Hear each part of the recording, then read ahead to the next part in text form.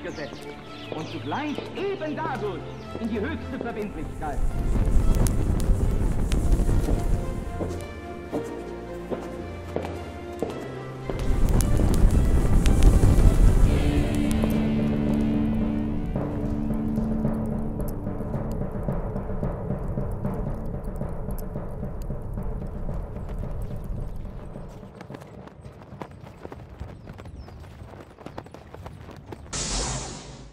Sean todos ustedes muy bienvenidos a una nueva emisión de La Brújula, este programa que hacemos por Conclusión TV. Quien les habla, Lucas Carena, Pablo Davoli, un amigo personal a quien presento y siempre Lucas. Tengo el gusto de tener a mi lado aquí para compartir ideas, reflexiones, análisis en este programa que hacemos ya desde hace varios años, pero que hace relativamente poco está aquí en la pantalla de Conclusión. ¿No es así, Pablo? Todo bien, sí, así es. Buenas tardes para todos, buenos días o lo que corresponda. ¿Cómo estás? Muy ¿Todo bien, tranquilo? Muy bien, muy bien. Bien, este programa se lo recordamos a quienes nos siguen, nos miran. Se consagra desde el primero, ¿no?, de todas sus emisiones a la Virgen de Schoenstatt, que es 3 veces admirable, es madre, es reina, es educadora de Schoenstatt. Así es. En ella depositamos un poco la confianza para que sea intercesora, ¿no? Bueno, hoy con un tema, Pablo, que hacía tiempo que quería reflexionar contigo. Hay un libro de Alberto Buela Lamas. Nuestro gran amigo. Un gran amigo personal. Saludamos. Amigo personal, ha sido compañero de ruta en distintas oportunidades, filósofo argentino. Bueno, un hombre de mucho pergamino, ¿no? Sí, un recorrido muy interesante académicamente hablando. Sí, no vamos a hacer todo un currículum de Alberto Buela. Es amigo de la casa, tengo entendido que es amigo de Conclusión. Ha venido más de una vez invitado por... Entiendo que ha sido entrevistado y que sí es amigo de Conclusión TV y del sindicato, digamos, al que Conclusión TV pertenece, de empleados de comercio, que es esta casa que nos ha recibido, claro, que nos ha recibido también a nosotros. Tengo entendido que sí, que en efecto es amigo de esta casa. Bueno, y Alberto lo conocemos desde hace años, ¿no? Lo conocimos en TLB1, filósofo, como bien decías vos, doctor en filosofía, profesor del doctorado de filosofía en la Universidad Sorbona de París. Bueno, un académico que tiene muchos libros en su haber, de su autoría, un hombre de pensamiento propio. Sí, se lo conoce sobre todo por sus análisis en filosofía, metapolítica y por desarrollar y enarbolar la teoría del disenso. Así es, ¿no? Es el que introduce la metapolítica en Hispanoamérica, o uno de los introductores de la metapolítica en Hispanoamérica, traductor de Aristóteles. Un hombre que tengo entendido, sin ánimo de exagerar, pero entiendo que domina la totalidad de las lenguas latinas, incluso el rumano, me parece. Algo de rumano como mínimo me consta que sabe. Bueno, un hombre, digamos, que tiene, insisto, una cantidad de pergaminos muy abultada, ¿no? Peronista. Muy rica. Sí, un hombre comprometido, digo, con las ideas. Ortodoxamente peronista, así es, el peronismo ortodoxo, clásico, histórico, como se le quiera llamar. Sí. Bueno, y un amigo. Pero ante todo un amigo, alguien que nos honra con su amistad. Entonces, escogiste un artículo para hablar hoy. Claro, un artículo de Alberto. Sí, y Alberto, como buen arquegueta. Así se presenta. Sí, como un buscador del saber. Una suerte de continuo aprendiz. Claro, exactamente. Escribe un libro que se llama Pensamiento de Ruptura, ¿no? Que va en línea con esta idea del disenso. Pensamiento de ruptura, disenso, es un poco esta idea, una continuidad, un hilo conductor dentro de esta mirada rupturista. Hay un capítulo que le dedica al pensamiento oriental, o sea, Occidente y Oriente, los lazos, esos vínculos, ¿no? División, sí, o distinción. Y él hace una crítica, ¿no?, acerca de que el conocimiento mutuo, Cateris paribus, dice, o sea, todo lo demás siguiendo su curso, el pensamiento, el intercambio entre Oriente y Occidente ha sido bastante pobre en sus frutos históricos. Es decir, él reconoce la existencia de grandes orientalistas. Nosotros hoy podemos reconocer a grandes orientalistas, pero dice que aquellos que intentaron abordar las distintas ramas y escuelas filosóficas, sobre todo las más antiguas, Tao Te Ching de Lao Tse o el confucianismo, ¿no? Del pensamiento de Extremo Oriente, terminaron convirtiéndose, dice en este capítulo, ipso facto, más que en estudiosos, en apologetas de aquello que se pusieron a estudiar como novedad. Es decir, les faltó espíritu crítico, aquellos que pegaron como un salto hacia el orientalismo sin mirarlo y analizarlo a la distancia, es decir, esa distancia que tiene que tener el filósofo que contempla y que observa las cosas, ¿no? Se me ocurre ya de entrada hacer un comentario, porque todo esto, me imagino, esta suerte de diálogo o de aproximación en gran medida fallida, se da en el contexto de la modernidad. Entiendo que Alberto hace referencia a este contexto y no a etapas anteriores. Y ahí, parafraseándolo al propio Alberto, también a su compañero de ruta en el programa Disenso, ya fallecido lamentablemente, Silvio Maresca, y tantos otros, me da la impresión que el occidente moderno y finalmente posmoderno, que es un occidente vaciado, es un occidente muy insustancial, muchas veces estos personajes lo digo bien, sin ninguna connotación negativa, que se han hecho orientalistas, más que ir a describir o simplemente a conocer, han ido a buscar lo que en Occidente de pronto falta, porque en el Occidente moderno lo que experimentás es el vacío que a la postre es nihilista. Falta sentido de trascendencia, falta una fundamentación metafísica, es decir, profunda de los valores. Entonces, creo que el fenómeno se explica. Me parece a mí, lo tiro ya como una posible, como una hipótesis. Sí, vas a Oriente a buscar lo que de pronto en Occidente ya, digamos, ha sido extraviado. Porque fíjate que los orientalistas vienen de la Francia ilustrada, pasó con hombres como, hombres que son de talla muy respetable, como René Guénon en el siglo XX, que ha hecho aportes que son interesantísimos, pero fíjate qué pasa con norteamericanos, con ingleses. Bueno, pero ahí está, bueno, el caso y con distinto nivel de profundidad y de éxito en esa aproximación. En el caso de Guénon, que se vuelca al mundo islámico, previamente estudia el mundo del hinduismo, de la India, es un autor eximio, es un autor, digamos, que uno... Pero hay otros que son mucho más banales, digamos. Estoy de acuerdo, dos cosas parecieron. El pensamiento de Guénon, algo podríamos decir del mismo Ébola, Mercé Alía, de que se los conoce, hoy se los tiene como estudiosos de tradiciones... que orientales, uno identifica con Oriente, que tienen su punto inicial en Oriente, ya sea Oriente Próximo o Medio Oriente, como el caso de Guénon, que hizo todo ese trayecto que vos bien mencionás. Se convierte el islamismo. Son autores, ¿no? Claro, finalmente se convierte el islamismo, pero son autores que no tienen...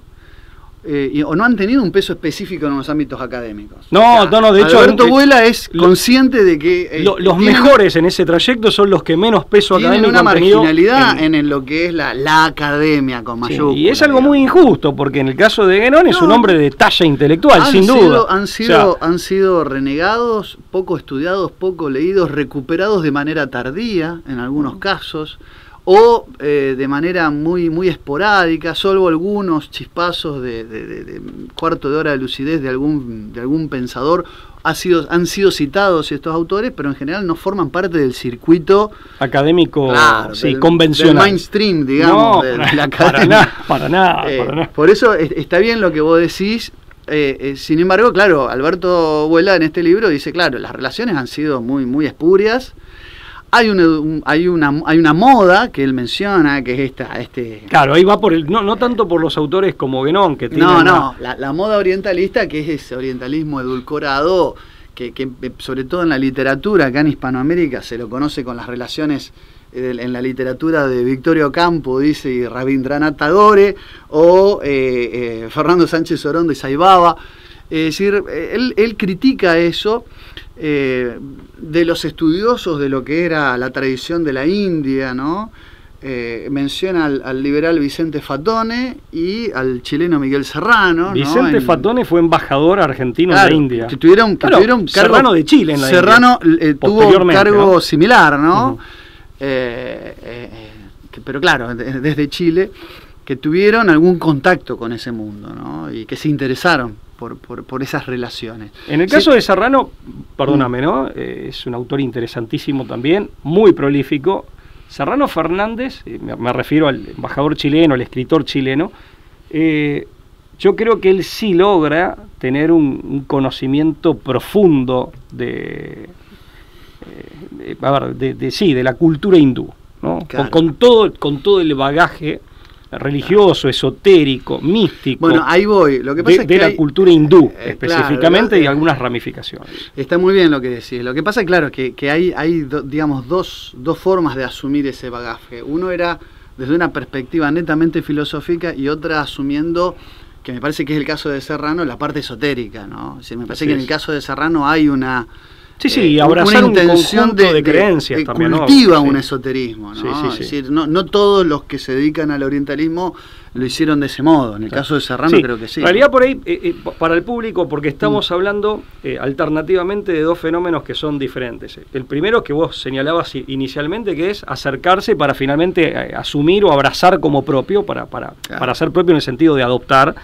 Y en el segundo, de aquellos que se acercan, pero que se acercan sin profundidad, incluso con una visión, que es muy el caso de la New Age, por ejemplo, ¿no? Claro. Y de autores vinculados a ese tipo de corrientes, que es un acercamiento que más allá de si adherís o no, de si adoptás o no, que eso, digamos, puede darse, pero hay un acercamiento que es como mínimo superficial, que no es el caso ni de Guénon respecto del Islam, ni de Serrano respecto de toda la... Yo no diría ni solo cultura, la civilización hindú, ¿no? Porque es una civilización en sí misma. Sí. Bueno, para Alberto Vuela, él dice, stricto sensu, el primer filósofo que toma un contacto, y aparte el primer filósofo que sí está dentro, no de ese espectro que hoy podés encontrar en ámbitos, programas de estudio. Claro, en programas de estudio, que vos podés encontrar en un marco bibliográfico adecuado a la academia tal cual como la conocemos hoy. Y no tanto como merece, porque se le ha dado más importancia por él a Hegel, y yo creo que de pronto... Ahí está, ¿no? La controversia Hegel y Schopenhauer empieza con eso, ¿no? Y quizás es por eso que tiene el lugar que tiene Schopenhauer, porque en el fondo, digamos, durante el siglo XIX, después de 1830, ¿no? Después de que muere Hegel, hay como una suerte de vacío filosófico. O sea, el sistema hegeliano, con todos sus defectos que podemos incluso rescatar, digamos, las críticas, las buenas críticas que hay a la filosofía de Hegel, por decir alguna, la que hace Julio Membiel en De la Cábala al progresismo, ¿no? Pero la filosofía de Hegel como sistema filosófico integrador, y esta idea de todo lo real es racional y todo lo racional es real, deja un vacío filosófico que está, a mi criterio, y es una opinión, creo que impulsado por el propio Marx.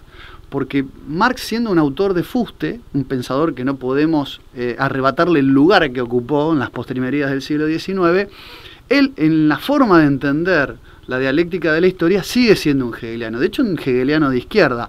Es decir, él no rompe con la lógica de la historia, la dialógica de la historia, la dialéctica, ¿no? Totalmente. Pero la concepción dialéctica del movimiento, del cambio. Por supuesto, si bien critica desde un materialismo, la parte del idealismo que esto conllevaba. Pero esto se lo queda. Ese vacío que había en las críticas a la filosofía de Hegel, creo que Marx, consciente o no de lo que lo estaba haciendo, lo profundiza en el sentido de que él también marca una suerte de muerte de la filosofía. Yo lo veo en dos obras de Marx muy marcadas.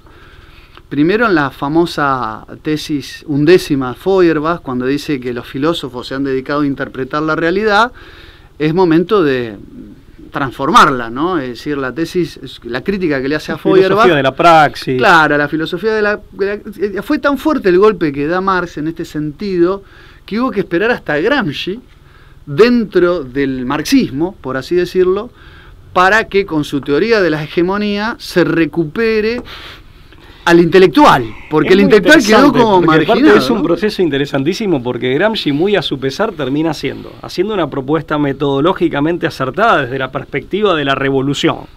Como propuesta estratégica, pero es un heterodoxo, se convierte en un heterodoxo. Pero claro, al volver a la mirada a la superestructura, recién ahí el intelectual va a tener un protagonismo que había quedado. Pero aparte, su idea de hegemonía, en definitiva, pone en crisis la concepción del poder en la sociedad o en las sociedades según Marx. O sea, por eso digo, Gramsci, muy a su pesar, diseña una buena estrategia, pero esa estrategia implica poner en crisis postulados ideológicos propios. O sea que Bueno, y el otro golpe de Falcastro, bien digo, que da Marx a la filosofía en general, lo veo en un texto de por ahí de menos conocido, menor jerarquía, que es la miseria de la filosofía, que es la contestación a Proudhon del texto inverso, ¿no?, que llama La filosofía de la miseria, donde él directamente, en determinado momento del texto, habla de que la filosofía tiene que dar lugar a la economía como la nueva ciencia de la praxis social. Él hay como, quizás por una influencia, por eso después los filósofos marxistas recuperan al filósofo Marx de la juventud, no al influenciado por Engels, pero Marx acá en la crítica que hace a Proudhon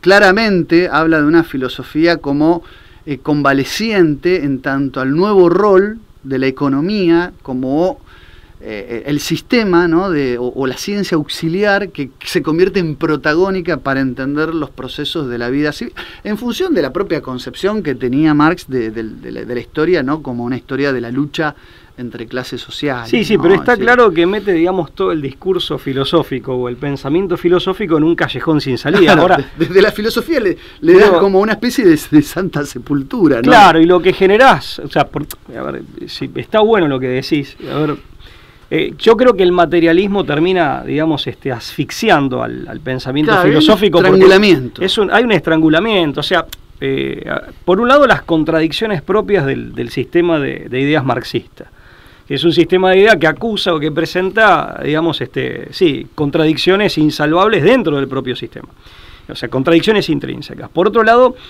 el atentado a la lógica, esto lo explica muy bien Beinviel y de manera muy sencilla en El poder destructivo de la dialéctica comunista, creo que es el libro, en el primer capítulo, si no mal recuerdo, la contradicción que implica, o el atentado a la lógica que implica el principio de no contradicción, la concepción dialéctica del movimiento, que ahí la falla es de Hegel y que viene de Jacob Böhme, de Spinoza, o sea, viene por esa línea. Sí, ese racionalismo, que termina siendo casi contradictorio, ¿no? Totalmente, pero además, digamos, ese materialismo que Marx toma de Feuerbach, en definitiva, y lo hace propio, en el materialismo ningún tipo de, digamos, te da una mirada de la realidad y una visión del mundo y de las cosas, e incluso del hombre, que no te deja lugar a demasiado planteo filosófico, o sea... Claro. Por pronto, o sea, el materialismo es una concepción de la realidad que no se presta, digamos, a... No es permeable a la filosofía y a la especulación, ¿no? En el fondo a la especulación en el buen sentido, ¿no? La especulación en el sentido de reflexionar, de hacer un trabajo reflexivo, ¿no? Ahora, que es el quehacer de la filosofía. Igualmente, la muerte de la razón metafísica, en definitiva, y esto lo ve bien Gramsci, el marxismo no deja de ser en definitiva un producto o una suerte de punta de iceberg posterior a una serie de episodios ideológicos y de sucesos históricos y de procesos ideológicos precedentes, y en definitiva que te remontan como mínimo al racionalismo. O sea, la muerte de la razón metafísica, que es lo que caracteriza, y volvemos al núcleo del tema, porque fíjate que... Porque ahí aparece Schopenhauer, justamente. Claro, porque matando la razón metafísica, en definitiva, y matando lo que podría ser la fundamentación profunda de lo que hoy llamamos valores, valores éticos, por ejemplo. Que ahora son mero reflejo, ¿no? Claro, efectivamente, o meras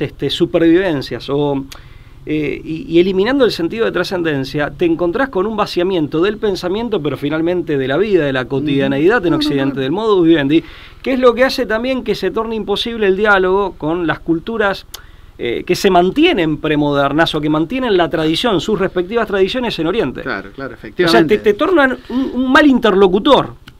Sí, por supuesto. Ya hay una depreciación, ¿no?, del propio Occidente, o sea, que empieza a dialogar con Occidente. San Francisco de Asís o Santo Tomás de Aquino podían hacer el diálogo en la disputa, incluso en el sentido de la disputa de ideas, con Oriente, si se quiere, o con lo que venía de Oriente, pero digamos desde un Occidente que no había sido todavía vaciado. Claro. Entonces, bueno, por eso, lo que bien decís vos, casi que con la razón metafísica muere la propia filosofía, o por lo menos teníamos una filosofía, un panorama de filosofía agonizante después de Hegel. Que no es metafísica, que es lo que Heidegger quiere recuperar en siglo XX ya, ¿no? Pero claro, ahí aparece la figura de Schopenhauer. Es decir, digamos, lo que presenta en este capítulo vuela a Schopenhauer como un pensamiento de ruptura.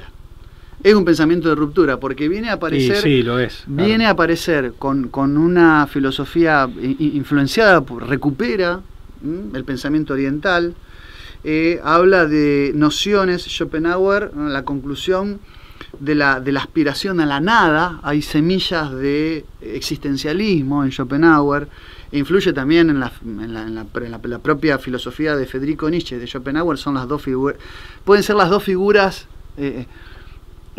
anti-hegelianas por excelencia, ¿no? Durante el siglo XIX y que van a influir en el siglo XX, pero mientras que uno abraza la idea de voluntad, ¿no? El Willens alemán, en Schopenhauer hay una suerte de, incluso es el introductor de la idea de noluntas, la idea del noluntas, que es lo contrario a la voluntad, el acto de no querer. Es muy interesante, y este acto de no querer tiene que ver con un vaciamiento interior que ¿de dónde lo extrae Schopenhauer? De las ideas orientales, ¿no? De el enajenarse de sí mismo, que dice Vuela... Sí, es una suerte de vaciamiento del deseo, del querer, de la voluntad, ¿no? Claro, un despojo, Para mí es muy similar al budismo eso, es como que claro, lo aproximó a Schopenhauer al budismo. Hay una obra literaria... El desapego, ¿no? Una de desapego. Sí, que no es exactamente igual al desapego cristiano, ¿no? O sea, es distinto, ¿no? Claro, exacto. Pero no es el ex nihilo nihil fit, o sea, de la nada sale. Lo que dice Vuela es que no es un vacío nihilista, del que sí podemos encontrar rastros en la filosofía occidental. Sino, no es al modo occidental, sino que vincula la idea de vacío, como ocurre con todo pensamiento oriental, sobre el tema del ser y la nada. Estamos tocando acá los últimos fundamentos de la diferencia entre el Oriente y el Occidente. Dice Vuela, las nociones de ser, nada, creación, persona son sustancialmente disímiles y su traducción se hace casi imposible. Acá hay un encuentro y al mismo tiempo un desencuentro entre Oriente y Occidente. Claro, pero un desencuentro que... puede ser armonioso, puede haber un diálogo, sí, no necesariamente claro, porque yo hablé de disputa, pero confrontación. La disputa también es un tipo de diálogo, ¿no? O la disputa en definitiva es una de las posibles modalidades del diálogo, bueno, pero hay diálogo. El diálogo puede en ser... ese disenso, puede haber disenso. Pero se tienen que entender. Y el no hay hombre, que confundir diálogo con consenso, puede haber diálogo sobre la base del disenso. Totalmente, o que ponga de manifiesto un disenso que se comprende como tal, que ambas partes comprenden, que el interlocutor del occidente moderno, y ni hablar el posmoderno, es un hombre que está muy incapacitado para eso, justamente por ser ajeno a toda tradición, desprovisto o despojado de todo sentido de trascendencia y que ha eliminado la razón metafísica de todos sus planteamientos. Entonces, cuando, por ejemplo, eso pasa mucho con los norteamericanos, cuando hacen una lectura utilitaria que en el fondo es materialista, de estas, verdades, por así decirlo, de estas verdades o supuestas verdades que se sostienen desde contextos en donde las tradiciones, digamos, de los pueblos, de esos pueblos, están más vivas. En ese sentido, por eso también es un occidente que no puede integrar, ¿no? Eso hay un programa de Vuela y no quiero desviar, pero es una de las consecuencias.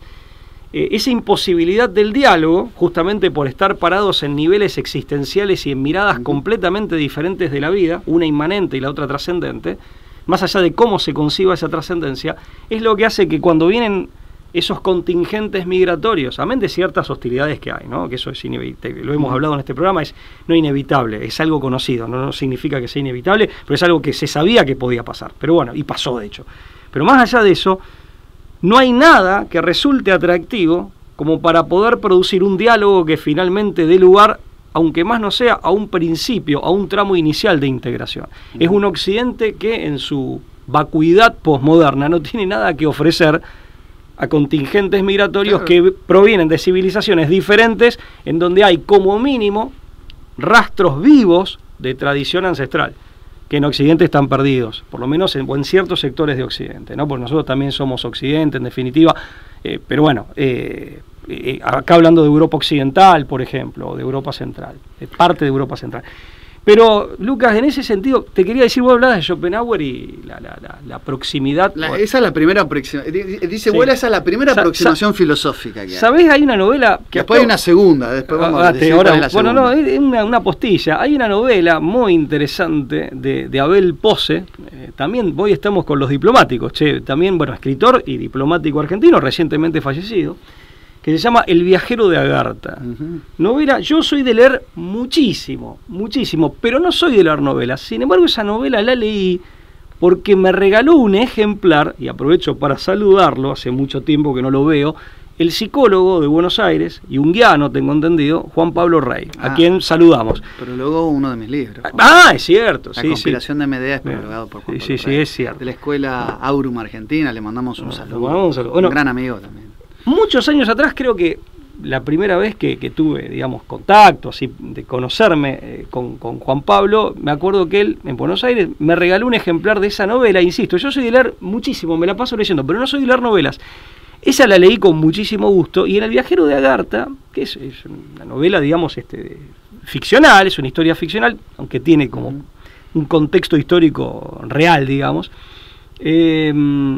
está muy claramente graficada esta aproximación de Schopenhauer al budismo, ¿no? Sí, no, efectivamente hay una aproximación clara, no sé si es explícita, es decir, en su pluma él va a traer un orientalismo explícito, pero sí su antisistemismo filosófico, porque justamente la idea de Schopenhauer es romper con los grandes sistemas filosóficos. Es decir, está dentro, diría Humberto Eco, ¿no?, de los apocalípticos, los integrados, estaría dentro de los pensadores que no intentaban integrar todas las filosofías en un sistema. Como lo hay, de Aristóteles a Hegel hay intentos de integrar, hacer un sistema filosófico. En Schopenhauer hay como una especie de pensamiento crítico, pero asistemático, ¿no? Y digamos, con una pluma muy inteligente, muy hábil, pero no necesariamente si plantea interrogantes, no necesariamente busca alternativas de también solución. Son como mínimo, lo mismo que podemos decir de Nietzsche, son como mínimo el síntoma de que el sistema moderno como concepción del mundo y modo de vida no cierra. Claro. No cierra. Entonces son como mínimo, más allá de, y como decís vos, a veces es el aporte que hacen es más lo que ponen en crisis y el interrogante que abren que las respuestas que eventualmente puedan dar. Una cosa que no quería dejar pasar es, claro, porque yo dije, el anonadamiento cristiano tiene que ver, eso está mucho en San Agustín, en tantos otros, una renuncia al ego y a lo egótico, lo egoísta, egolátrico, etcétera, pero para finalmente llegar en la trascendencia, en la eternidad, a la divinización del yo.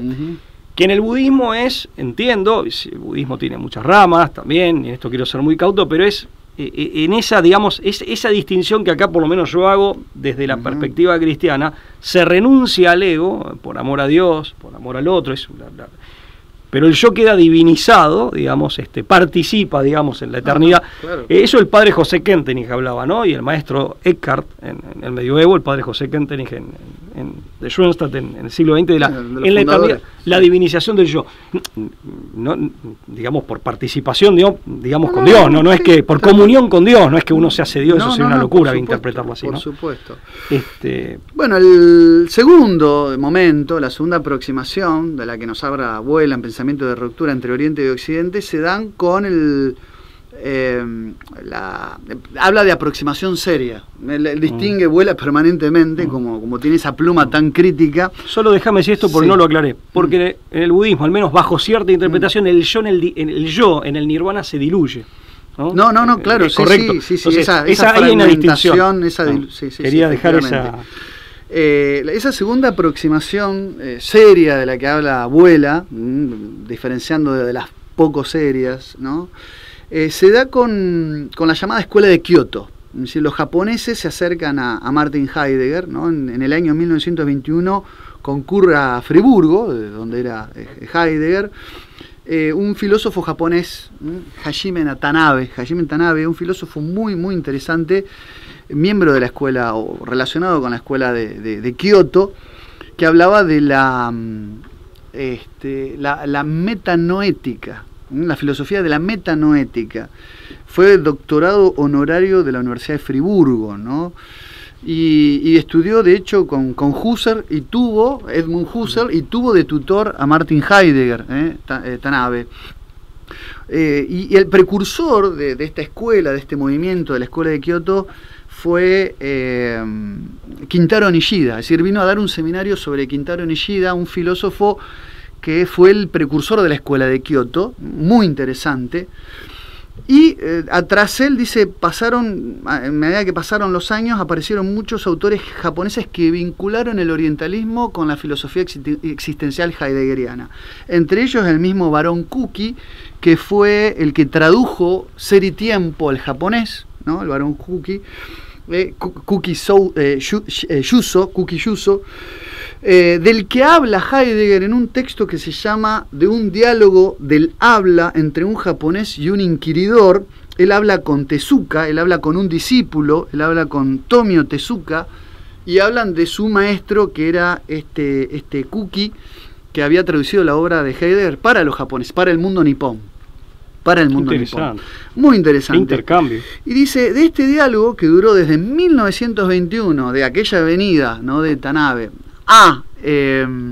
hasta la muerte de Heidegger en 1976, se puede concluir que hubo, digamos, que el pensamiento, que el filósofo de Friburgo, dice Vuela, es el más comprendido de los filósofos occidentales en Oriente. Claro, y es el que como mínimo quiere recuperar el ser. Claro. En definitiva, el llamamiento filosófico de Heidegger es recuperar la razón metafísica, recuperar la noción del ser. Comprensión que el mismo Heidegger, y esto lo aclara Vuela, el mismo Heidegger en su, digamos, en su parte más culminante, en el tramo más culminante de su vida, comprensión que él relativizó, porque él decía, no sé hasta qué punto términos que en alemán utilizo para expresar lo que digo son fácilmente trasladables. Las connotaciones. Claro, son trasladables al idioma de Japón. Heidegger, ¿no?, con con eso era particularmente meticuloso. Por lo menos la profundidad y consistencia de su pensamiento que se filosófico. Dice, no sé hasta qué punto el espíritu japonés puede entender mi obra, siendo que hay palabras que casi no pueden salir del propio idioma alemán, en realidad para cualquiera, ¿no?, que se sale del alemán. Sí, es una cuestión de traducción y de connotaciones que se van perdiendo en el camino de la traducción. Bueno, fíjate que el ser en el mundo, esas palabras. Bueno, en castellano lo guionás, en el castellano bien escrito, justamente. Y aún así es muy difícil de guionás, es que pones varias palabras separadas por guiones. El ser ahí, vos, ¿qué es el ser guión ahí? Sí. Es una cosa, una construcción que solo los alemanes, porque la forma de construir las palabras en alemán palabras complejas. Son palabras compuestas. Por eso son palabras kilométricas. Sí. Pero tiene, en ese sentido, el alemán tiene, una vez yo tenía un profesor de filosofía que le decía, ¿usted habla inglés? Y dice, no, solamente idiomas filosóficos, decía. Griego antiguo, latín y alemán. Bueno, yo aprovecho de mandarle un saludo a Frau Helga Eret, mi profesora particular de alemán, que no domino, que tengo algún conocimiento. Es un idioma difícil de uno algo toca de oído, pero no. Y eso que el castellano es una lengua muy rica, es mucho más rica que el inglés, pero sin embargo es distinta. Estos son los dos momentos dentro de la filosofía convencional, llamémosle académica, donde Oriente y Occidente se encuentran. Déjame decir una cosa para terminar. Termina tranquilo, ¿no? Por favor. En el fondo nosotros tenemos que entender que, digamos, los diálogos, ¿no?, entre el mundo occidental y el mundo oriental han sido muchísimos. Y a veces nosotros que hablamos siempre, y lo que siempre decimos desembosadamente, de nuestra mirada cristiana de las cosas, es decir, la Iglesia en esa catolicidad ha tenido y tiene a lo largo de la historia, actualmente tiene 23 ritos vigentes. Y de esos 23 ritos vigentes, muchos claro, creen que son, o hablan desde la ortodoxia católica y lo que hacen es solamente romanismo. La mayoría de los ritos católicos no son los ritos latinos, son los ritos orientales. Que hay mayor cantidad de católicos vinculados a los ritos latinos es verdad, pero en cuanto a cantidad y distribución de los ritos que hay, de los 23, la mayoría de los vigentes son de tipo oriental, o sea, están dentro de los ritos alejandrinos, el rito de Copto o de Etíope, o los llamados ritos antioquenos, ¿no? Pero los ritos que conocemos, que son los ritos latinos, en realidad estamos muy poco consustanciados. Incluso hay un rito como el hispánico, llamado el rito visigótico, benedictino, carmelita, cartujo, cisterciense, dominicano. Están los ritos por órdenes religiosas y los ritos por regiones, ¿no? Esa catolicidad. Es un mundo, realmente ese es el universalidad del catolicismo. Lo que pasa es que esa es buenísimo. Digo para ampliar, ¿no? También para ampliar la mirada. Porque no es el occidente patológico, desviado de la ilustración. Hermético. Claro, es el occidente que puede ser universal en cuanto a lo que puede brindar, y no en vano, digamos, el catolicismo se hace católico, la palabra es de origen griego y significa universal, digamos, conjugándose las enseñanzas evangélicas o desencriptando su sentido profundo, las enseñanzas evangélicas, con el bagaje de lo mejor de lo greco-latino. Lo que pasa es que si Occidente renuncia a eso, como se hizo en la modernidad, se convierte en este zombie, que es este Occidente cancerígeno incluso, que no puede dialogar con nadie. El que podía dialogar con todos, y el cristianismo es una muestra de eso, porque arraiga ahí para expandirse, pero no aparte, puede dialogar con nadie. Pero aparte esta idea, uno no discute la religión, dónde está la verdad revelada, pero el diálogo con Oriente es algo que nosotros tenemos que preservar. Ahora, con los orientes, porque no es lo mismo el mundo. No, por supuesto, o sea, hay que hablarlo en plural. Los orientes, ¿no? Es decir, le cabe lo de San Agustín, ¿no? Unir sin confundir y separar sin divorciar. Sí, efectivamente. Yo veo todavía, sin separar, mucho católico güelfo que dice oriental satánico, ¿no? Y se rasga las vestiduras, casi farisaica. Incluso, a ver, porque también la distinción... Eso a mí me preocupa. La distinción, sí, a mí también, porque son miradas sesgadas, y la distinción incluso... No es buena. Es válida como distinción, sin separar, como decís vos, pero no deja de haber profundas raíces o vasos comunicantes muy profundos. O sea, bueno, el gibelinismo, claro, es booleano, las semillas de verdad. En Platón se condensa filosóficamente y se resume de manera magistral toda una tradición que en definitiva podríamos decir que es indoeuropea. Entonces, también hay todo un oriente que está en la raíz misma de lo europeo y finalmente lo occidental. Bueno, la concepción gibelina de lo católico, y yo cierro con esto, Pablo. Sí, yo no digo más nada. No, la concepción gibelina, la puerta que abre es entender que la idea de la epifanía, ¿no? Que el romanismo, muchas veces el romanismo más güelfo estudia como un episodio litúrgico ahí perdido, como un momento. La Epifanía habla de la puerta de que hubo muchas semillas de verdad en Oriente que no sabemos el alcance que tuvo, la profundidad que tuvo, ¿no? Y que trajo a los reyes, los magui de Oriente, ¿no? A los pies del recién nacido Redentor. Tu libro, uno de tus libros explora esos caminos, explora esos caminos, sin decir cosas tan concluyentes porque muchas se desconocen. El padre Mainville hablaba de eso, ¿no? Señalaba. Pero lo tenía clarísimo y nadie lo puede acusar de ser un heterodoxo o un tipo. Yo he leído referencias así al pasar de Mainville, pero muy claras, muy contundentes, que Mainville señala, dice, bueno, sobre todo el hinduismo, señala verdades que él ve en el hinduismo que hoy serían tenidas por exclusiva de los cristianos. Sí, que él veía que eran verdades cristianas, que él las ve reflejadas de algún modo en...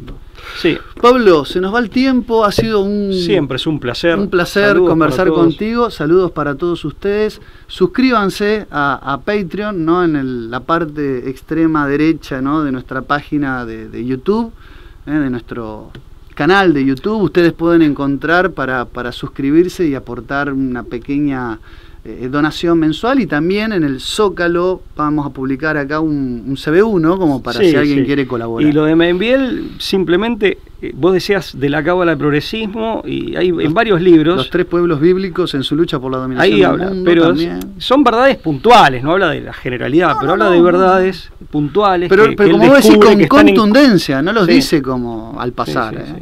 Así que nos reencontramos, ¿sí? Esto ha sido todo por hoy. Esto es La Brújula. Muchas gracias, como siempre, por estar. Chao, hasta luego.